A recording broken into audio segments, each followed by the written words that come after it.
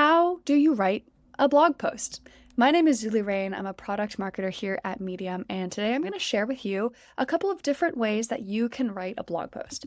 Why am I making this video? Because I work for Medium. We are the reading and writing company, and so we have a lot of great opinions, in my opinion, about how to write a blog post in a way that makes sense for you, no matter what your goals are, no matter where you want to publish the blog post, and some advice, insights, and data from writers on our website who already publish blog posts. So the short version, how do you write a blog post? You just sit down, you have an idea, you write it, and you publish it. But of course, the reason you're coming to this video is because you want a little bit more than that. You want some more insight into how do you even come up with ideas? What method should you use for writing a blog post?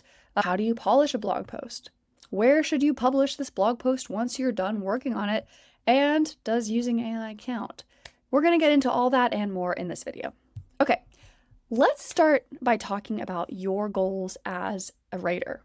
If you just want to do something like develop a writing habit, you just want a place to publish just whatever thoughts once a week, once a month until you develop that consistency, all you have to do is come up with an idea, give it a title like this. And you can do this on Medium or any website where you can publish your writing. Here's my great idea. Check it out here. Done. And that's it. And you can publish that right away, and there's your blog. But a lot of people have other goals. Maybe you want to develop a portfolio. Maybe you want to show off as a thought leader. Maybe you want to start building your audience somewhere. So if that's why you're here wondering, how do I write a blog post? Let's get into that, because those goals require a little bit more thinking and planning around how to write. So the first thing you need to do is come up with some ideas for your blog. Again, if you just want to do this for consistency, just to build a writing habit, you don't need to do any of this. You can just write about whatever comes to mind. What's on your mind? What's going on in the news? What have you been talking with your friends about lately? Just let yourself be inspired by your daily life and feel free to write it and publish it, no matter what the format, no matter where you want to go. However, if you're writing because you want to attract clients, you want to show off as a thought leader, you want to build an audience, you want to develop a portfolio, for those ideas, for those goals that you have in mind, you're going to want something a little bit more authoritative, something that's more compelling to readers. So here's what you're going to do. You're going to sit down and think about problems that you have solved or could solve or plan on solving in the future. Think about problems that you've solved in your career or your daily life, what you wish you'd known maybe 20 years ago, what people currently ask you for advice about. You can also share your reaction to current events. This is a great way to get ideas because current events are happening currently, that is to say, all the time. So what's your unique perspective just based on the experience that you have in your personal life, your professional life, any academic experience that you might have that informs your reaction to what's going on in the world? People want to deepen their understanding about what they observe happening. They want to fix their problems. So this way of getting ideas is a really great way to come up with ideas that are going to be compelling to your audience, no matter what your field is or no matter what you want to write about. Now let's talk about the method of writing the blog post. There are probably as many methods as there are people. So for example, my method, if you want to call it that, is that I get an idea and I start writing. I give it a draft title, just like my working title is XYZ. Whatever is the easiest thing to come to mind. And then I just have a kind of stream of consciousness. I start writing, I have an idea for another section, so I go to a new section and start titling that header. Then in the middle of that, I want to go back to my first section. Then I come up with a great idea for how to conclude. So I'm jumping all over the place. Some people love to dictate into a phone or their computer, just kind of a voice note to themselves of them exploring that idea that they then go back to edit. Some people are much more methodical. So if you do best with a structure, like give yourself a title, come up with the 3 main ideas you want to explore within that title. Within each of those main ideas, come up with 3 supporting details or arguments or experiences that you've had, and then you conclude, and that's it. Some people like to write top to bottom, but they edit as they go. So they're changing things as they keep writing them. So it's really up to you which method works best. You can also change methods as you go if you find that one day you're in a stream of consciousness mood and the next day you prefer to do things with a bit more structure. That can be your path. It just depends on what works best for you. I recommend trying out a couple of different ways of writing a blog post and see which one you prefer, which one's more fun for you, which one you think you can keep up doing. Which one helps you get results faster or in a more effective way? Don't be afraid to experiment. Now, polishing is quote unquote optional.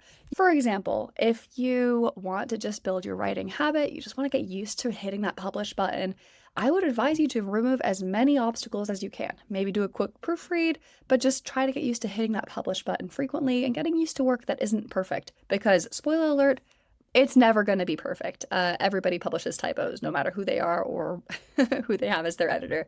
It's just going to happen. But if you're trying to work towards a more professional goal or you want to build an audience, you want to stand out. And one way to stand out is by adding a little bit of pizzazz and polish. So things that you're going to want to do is include an image. A couple great places to get images that are royalty free, you can use these, download these for free, are Pexels, and another one I really like is Pixabay. You can just search your keyword here and use whatever image that catches your attention.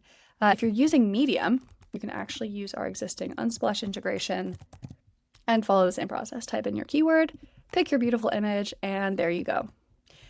The other thing you're going to want to do is pick a title. So titles are one of the most important factors that make your story, your blog post do well. So again, if you don't care about the outcome, if you're just writing for fun, don't worry about the title. Just pick something that's going to accurately describe what your story's about and call it a day. But if you're trying to build an audience, you want to get attention, you want to focus on a title that's going to talk to your readers. The best way to do that is to focus on value to readers. What are they going to get from reading this blog post of yours that they don't currently have? And most importantly, why are they going to get it from you and not from anybody else? So there's no real formula that you can use here, but one example could be, what a cat trainer of 20 years recommends to entertain your cat. So you have a clear idea of what the unique value is of this blog post, what your expertise is as the writer, and what the reader's going to get after they read this. They're going to learn how to entertain their cat from the best of the pros. What I recommend you do is try up to 5 different titles. Just spitball. Try to force yourself to come up with as many different title options as you can. Try a listicle style. 10 ways to entertain your cat. Try rant style. Your cat is bored. Here's how to fix it. Try a bunch of different ways that can help communicate the value, and normally you'll get a sense of 1 or 2 that feel a little bit more compelling to your readers than others. This is an art, not a science. The sense you're going to get is going to develop over time as you start learning from your audience.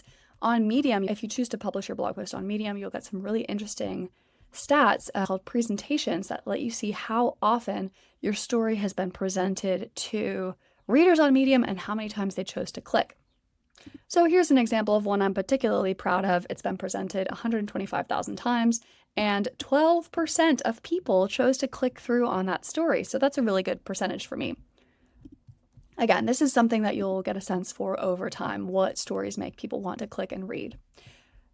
I would recommend that you read the whole thing aloud to yourself. Some people prefer to get an automated robot voice to read it aloud to them. It's one of the best ways to catch typos for free. It just takes a little bit of time. And it's also a really good way to spot areas where your readers might still be confused, or you need to explore an idea deeper, or there's just some fluff that's boring you. Reading your story out loud forces you to slow down and get a sense for what that blog post is about and what might be too much or not enough. And optionally, you can work with an editor or just a friend, a second pair of eyes. Send your story to a reader who will give you some feedback. Again, if you're on Medium, one thing you can do is submit your story to a publication. So for example, I might send mine to Birds, Birds, Birds, send for review. The editor of Birds, Birds, Birds will say like, oh, you know what, this one needs a better title, this one needs a stronger conclusion, or they might just accept the story, and that tells me something too. It tells me that it's a good story and doesn't need much more work. So that's the polish step. Okay, we are on to where to publish your blog post. So here's my advice. Publish it everywhere. There's no reason not to. So one great place, of course, I'm going to say this because I'm a Medium employee, but one great place to publish your story is on Medium. I've been showing you how the editor works. It's super simple. You've got your images that you can automatically include with our Unsplash integration. You can work with publications to expand the reach of your story. So in case you're not familiar with what Medium publications are, they are collections of themed stories run by a Medium community member who is just an editor and likes things. So for example, Jane Austen's Wastebasket is a humor publication. The Virago is a publication about what stories women have that are worth telling. And you can see that even as a new writer, if you get accepted into this publication, the publication itself has 27,000 followers. So it's a great way to expand your audience to a targeted group of readers, even if you're a beginner and you don't have an audience yet. Other great places. If you want to set up a personal blog, that's a great place. There are options like Squarespace, Wix, WordPress is the classic. There are a ton of great places to publish your blog post on a site that you own and you can fully control. You can publish your blog post as an Instagram caption. You can share it on LinkedIn. You can publish it as a newsletter if you use something like Beehive, Ghost, or Substack.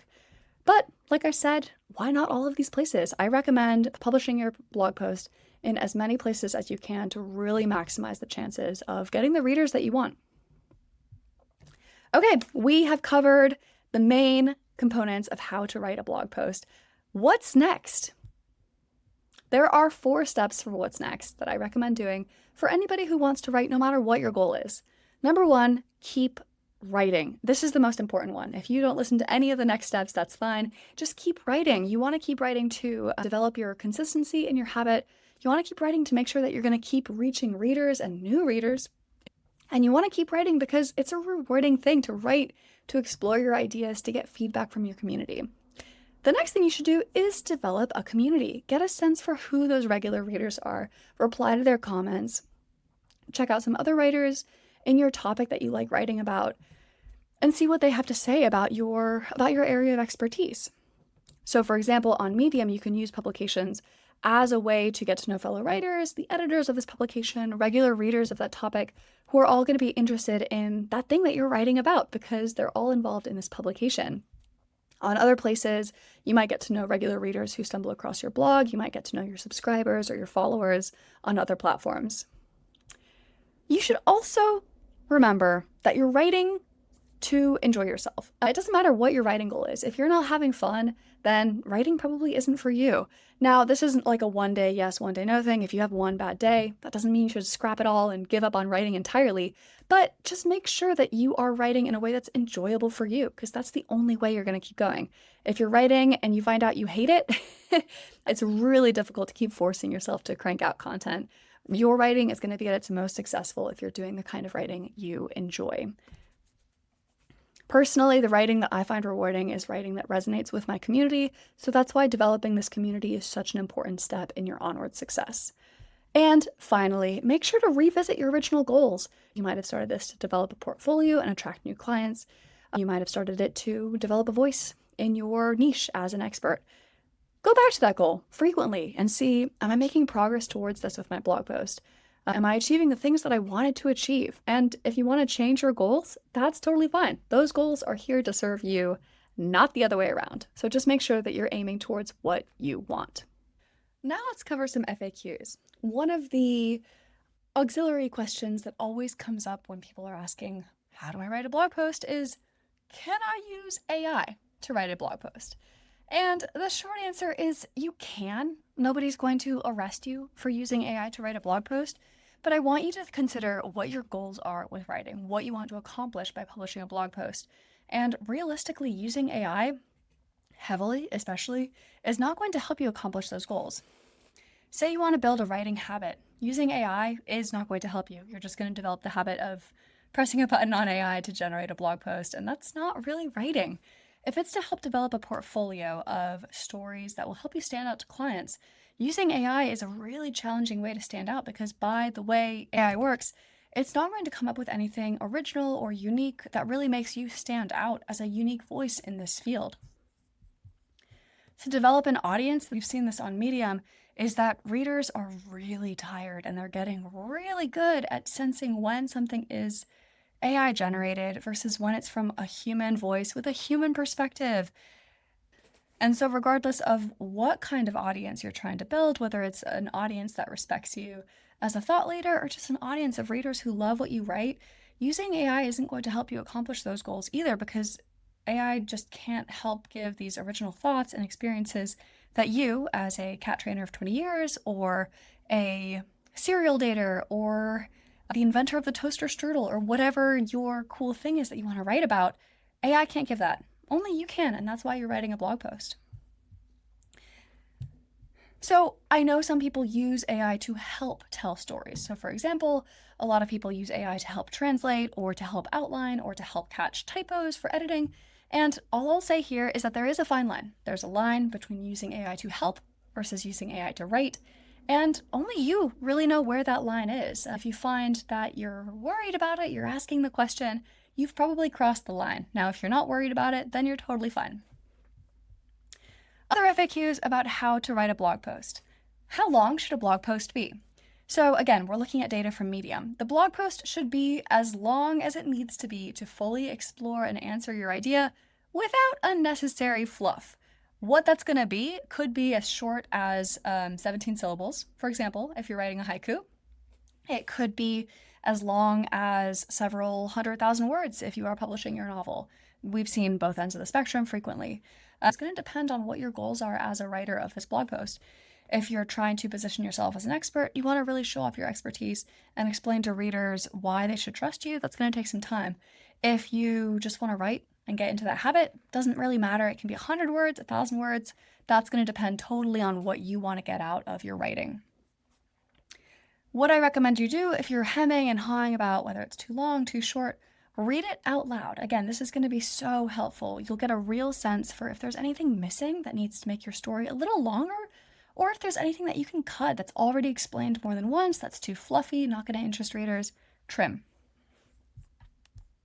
How to write an introduction. Again, there are going to be as many different answers for this as there basically are writers, but what I recommend you do is just start writing and edit. So it's going to be so much easier to edit something that you already have versus trying to get an introduction perfect from the first start. With writing, the obstacle is often getting started. So as soon as you start typing, this is really where you can do this flow of consciousness, especially if you don't have a developed idea fully yet. Just start writing, and once you get into the flow of things, you can go back to your original introduction and cut it, edit it, trim it, keep it. It's totally up to you, but I really recommend having something, just anything up there that you can work from versus trying to get that introduction perfect. How should you conclude your blog post? So again, infinite answers. What I recommend, you have one chance to leave your readers with that one takeaway that you want them to walk away from your blog post about. Try to nail it down for yourself. What is that thing?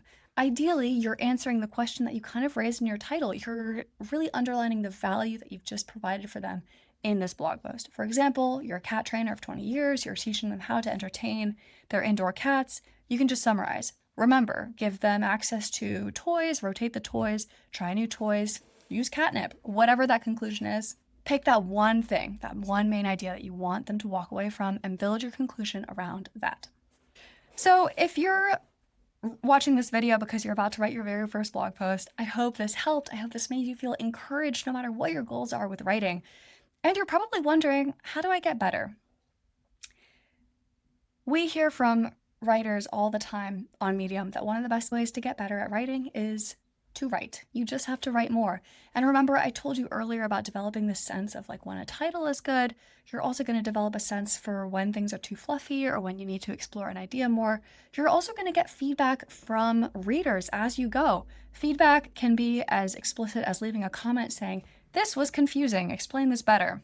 It can also be something that you read into more, like not that many people clicked on one story, but a lot of them clicked on another story. All that's going to come through repetition and practice and just taking care of your craft and keeping at it. The other way to improve is to read. Of course, I recommend checking out Medium because I think we're full of some of the best blog posts on the internet, but just go to wherever your interests are, wherever people are writing interesting things. This can be Reddit. It can be the New York Times. It can be any random blog that you found. It can be cooking blogs. I get a lot of interesting story ideas from reading cooking blogs for recipes I like. Whatever writing is interesting to you, read it and try to note, what did you like about it? What made you click on this title? What made you keep reading? Or conversely, why didn't you click on that title? Why didn't you finish this story? Why did you click away? The more you can learn about what you like and don't like, the more you can apply to your own writing. So, how to write a blog post, come up with this idea, find a good method to help you actually draft that blog post out, Don't be afraid to polish it, but don't be afraid to not polish it if you just want to get the story out there. You can use AI, but I would say be careful about where that line is between using AI to write versus using AI to help you write. And just keep going, because writing is one of the best, most rewarding things you can do for yourself, whether you're doing it privately in a journal or whether you're taking this big step to publish it in a blog post. Just keep reading, just keep writing. And from me, if you choose to write your first blog post, I hope you choose to publish it on Medium. But anywhere you publish is going to be great. So I hope to see you on Medium or somewhere else on the internet. I hope to be the first person to congratulate you on writing this blog post that's been living in your head and now it lives online. If you have any questions, let me know in the comments below, and I hope to see you in the next video. Bye, everyone.